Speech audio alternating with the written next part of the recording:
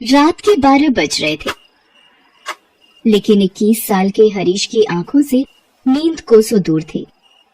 वो इधर उधर करवटें बदल रहा था और काम्या के बारे में सोच रहा था।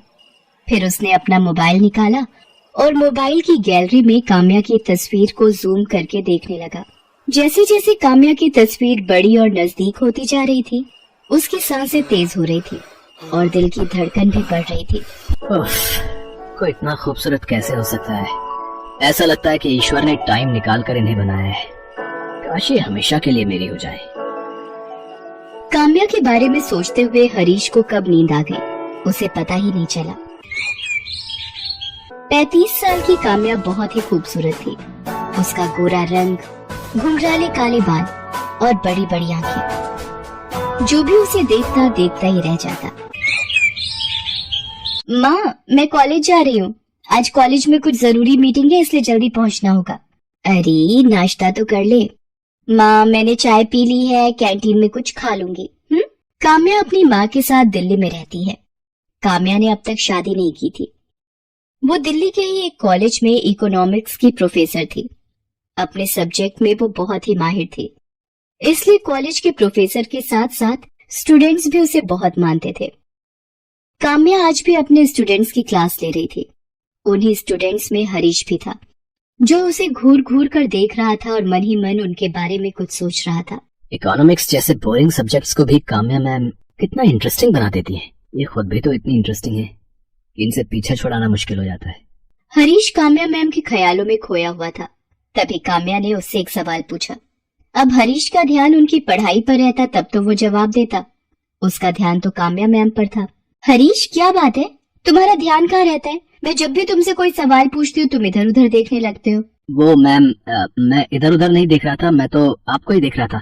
आपसे नजर हटती ही कहाँ है मैम? उसके ऐसा कहते ही पूरी क्लास हंस पड़ी। हरीश, ये तुम क्या कह रहे हो? मैम की डांट सुनते ही हरीश को अपनी गलती का एहसास हुआ और उसने अपनी बात को बदलते हुए कहा, सॉरी मैम, मेरा मतलब वो नहीं था। मैं तो ये कहना चाह रहा था कि आप इतना अच्छा पढ़ाती हैं कि कोई कहीं और कैसे ध्यान दे सकता है। अच्छा ठीक है, तो फिर मेरे सवाल का जवाब दो। उसी दिन की बात है, लंच का समय खत्म हो गया था। हरीश स्टाफ रूम के बाहर काम्या मैम का ही इंतजार कर रहा था। जैसे ही मैम स्टाफ रूम से निकलकर दूसरी क्लास की ओर बढ़ी, पीछे से हरीश ने उन्हें टोकते हुए कहा, एक्सक्यूज मी मैम। हरीश, तुम यहाँ? तुम्हें तो अपनी क्लास में होना चाहिए। मैम, वो मुझे आपसे कुछ बात करनी थी। मुझसे? हाँ बोलो, क्या बात है? उसके बाद हरीश ने डरते डरते धीमे से काम्या मैम से कहा, मैम, मैं आपसे ट्यूशन पढ़ना चाहता हूँ। ट्यूशन? पर मैं तो ट्यूशन नहीं पढ़ाती।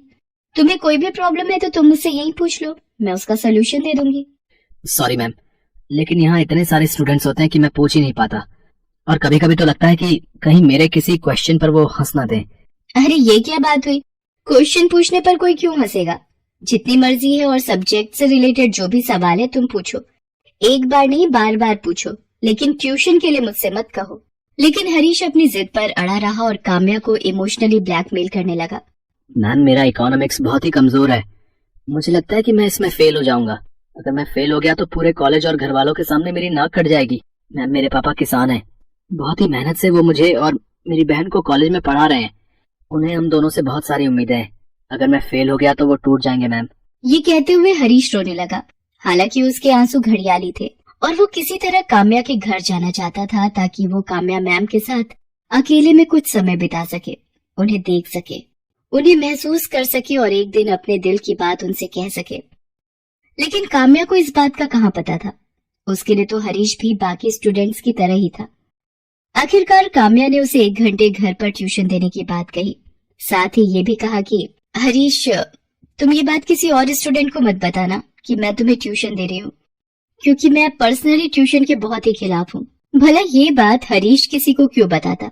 हरीश अगले दिन से काम्या मैम के घर ट्यूशन पढ़ने जाने लगा। हरीश को काम्या के घर जाते हुए 1 हफ्ते हो गए थे। एक दिन काम्या उसे पढ़ा रही थी और वो हमेशा की तरह पढ़ाई से ज्यादा उनकी खूबसूरती में खोया हुआ था। मैम, बुरा ना माने तो आपसे एक बात कहूँ? हाँ बोलो। मैम, आप गलत प्रोफेशन में हैं। क्या मतलब गलत प्रोफेशन में हूँ? तुम्हारे हिसाब से मुझे किस प्रोफेशन में होना चाहिए था? मैम, आप इतनी खूबसूरत हैं कि आपको तो हीरोइन होना चाहिए था। कसम से, फैंस की लाइन लगी होती है आपके घर के बाहर, और उन फैंस में मैं सबसे आगे होता। उसकी बातों को सुनकर काम्या ने मुस्कुराते हुए उससे कहा, मेरी तारीफ करने के लिए शुक्रिया, लेकिन I am very happy with my profession. मैं बहुत खुश हूँ। इनफैक्ट मैं बचपन से ही टीचर बनना चाहती थी ताकि समाज में वो बदलाव ला सकूं जिससे समाज ग्रो करे, वो नए सपने देखे और इस दुनिया को खूबसूरत। हरीश काम्या के यहाँ ट्यूशन पढ़ने आता रहा, लेकिन काम्या को अब ये एहसास होने लगा था कि वो पढ़ाई से ज्यादा उसमें दिलचस्पी ले रहा है। एक दिन तो उसने बहुत ही पर्सनल सा सवाल काम्या से किया। आपकी थिंकिंग आपकी ही तरह खूबसूरत है मैम। मैम आप इतनी खूबसूरत हैं तो फिर आपने अब तक शादी क्यों नहीं की? क्या आप किसी से लव करती हैं? उस दिन काम्या ने हरीश को टोक दिया और कहा, देखो हरीश, तुम यहाँ जिस काम के लिए आते हो वही करो, मेरी पर्सनल लाइफ में इंटरफेयर मत करो और ना ही पर्सनल बातें करो। मैं देख रही हूँ कि तुम पढ़ाई से ज्यादा मेरी निजी जिंदगी में इंटरेस्ट लेते हो। मेरा फेवरेट कलर क्या है, मेरा फेवरेट खाना क्या है, मैं शादी कब करूंगी नहीं करूंगी, इन सब बातों में मत उलझो। और अगर आइंदा तुमने इस तरह की बातें की तो तुम्हें यहाँ आने की कोई जरूरत नहीं है। आई एम सॉरी मैम, मैंने आपको हर्ट किया। मेरा ऐसा कोई मतलब नहीं था।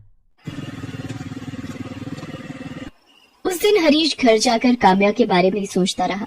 आज मैंने काम्या मैम का दिल दुखा दिया। मुझे ऐसा नहीं करना चाहिए था। आखिर मैं प्यार करता हूँ उनसे, और कोई भी प्यार करने वाला अपनी प्रेमिका को हर्ट तो नहीं करता। हरीश को ये सब सोचकर नींद नहीं आ रही थी। उसने उसी समय काम्या से माफी मांगने का सोचा। उसने अपने घर के गमले से एक गुलाब का फूल तोड़ा और रात के 10:30 बजे काम्या के घर की ओर चल पड़ा। आज मैं काम्या मैम से माफी तो मांगूंगा ही, साथ ही उनसे अपने दिल की बात भी कह दूंगा। आखिर एक ना एक दिन तो उनको बोलना ही पड़ेगा ना। बिना बोले तो उन्हें मेरे दिल की फीलिंग्स कैसे पता लगेंगी। काम्या के घर पहुंचते पहुंचते रात के 11:30 बज गए थे। हर ओर सन्नाटा छा गया था। काम्या के घर का दरवाजा भी बंद था। मैम के घर का दरवाजा तो बंद है, लेकिन मैं उनसे माफी मांगे बिना और दिल की बातें कहे बिना नहीं जाऊंगा। उसके बाद हरीश पाइप के सहारे काम्या मैम की बालकनी में पहुंचा, फिर घर के अंदर चला गया। काम्या उस समय सो रही थी। हरीश मैम को देखने लगा। मैम सोए हुए में भी कितनी खूबसूरत लग रही हैं। ऐसा लग रहा है कि मैं इन्हें गले लगा लूं। हरीश मैम की तरफ बढ़ने लगा। तभी हरीश के मोबाइल की रिंग बजी। जब तक वो अपने फोन को साइलेंट मोड में करता, रिंग की आवाज से काम्या की नींद खुल गई। उसने अपने सामने हरीश को देखा तो वो बहुत डर गई। हरीश, तुम यहाँ और इस वक्त? तुम अंदर कैसे आए? मैम मैं आपसे माफी मांगने आया हूँ। माफी? किस बात की? मैम मैं आपसे पर्सनल सवाल अब कभी नहीं करूँगा। ये कहने के लिए तुम इतनी रात को और इस तरह मेरे घर आए हो? ये कहकर हरीश ने गुलाब का फूल काम्या की ओर बढ़ाते हुए कहा, आई लव यू मैम। मैं आपसे बहुत प्यार करता हूँ। मैं आपके बिना नहीं रह सकता। मुझे हर पल, हर सेकंड, हर जगह आप दिखाई देती है ma'am. I really love you ma'am. ये सब क्या बकवास है हरीश? तुम होश में तो हो? तुम्हें पता है तुम क्या कह रहे हो? ये कहकर हरीश काम्या की ओर एक बार फिर से बढ़ा। Stop, I said stop. जहाँ खड़े हो वहीं खड़े रहो, नहीं तो अभी मैं पुलिस को बुलाऊंगी और तुम्हें जेल भिजवा दूंगी। एक ही सेकंड में सारी आशिकी बाहर आ जाएगी। ये आप क्या कह रही हैं मैम? किसी को प्यार करना कोई गुनाह तो नहीं है। देखिए, पुलिस को मत बुलाइए।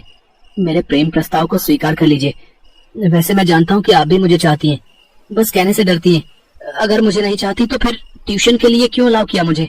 हरीश, तुम्हें अच्छे से पता है कि ट्यूशन के लिए मैंने क्यों अलाउ किया, लेकिन लगता है मैंने सच में बहुत बड़ी गलती कर दी है। नहीं मैम, आपने कोई गलती नहीं की है। गलती तो मैंने की है आपसे प्यार करके। पता नहीं इस दुनिया में प्यार को इस नजर से क्यों देखा जाता है।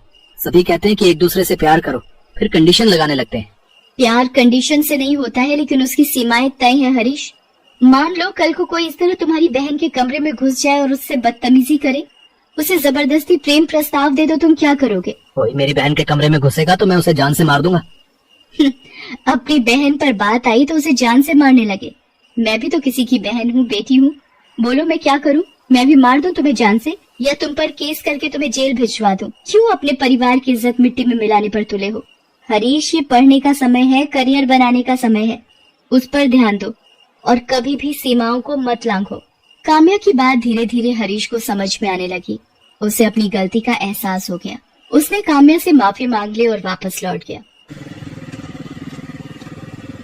उस दिन के बाद उसने अपनी पढ़ाई पर फोकस करना शुरू किया और जल्द ही उसकी गिनती अच्छे और इंटेलिजेंट स्टूडेंट के रूप में होने लगी। हेलो दोस्तों, कैसे हैं आप सब? हमारी कहानियां देखने के लिए हमारे चैनल को सब्सक्राइब कीजिए और हाँ, बेल आइकॉन पर क्लिक करना मत भूलिएगा।